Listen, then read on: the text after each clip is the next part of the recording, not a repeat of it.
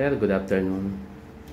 Sir, kasi ang gusto natin doon po sa window natin ay jealousy.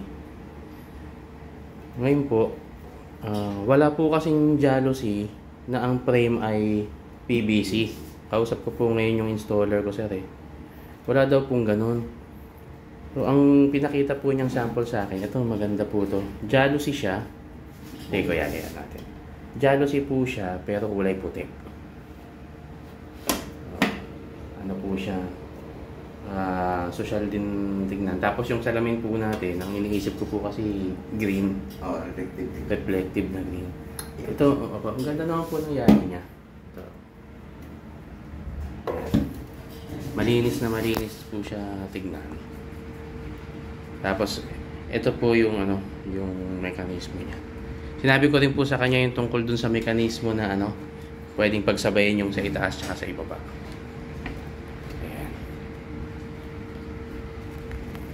Turo yan. Sample naman po ito. Pero maganda naman po yung yari natin. Aircon yan, sir. Kahit mag-aircon tayo, hindi po lulusot. Tapos sasabihin ko na lang din po sa kanya yung gusto natin na screen. Meron tayong screen. Kaya po ko yan, sa loob yung screen. Sa loob yung screen. Kakaroon na lang tayo dito naman. Yung karoon na ng tubular kaya adapt yung sir.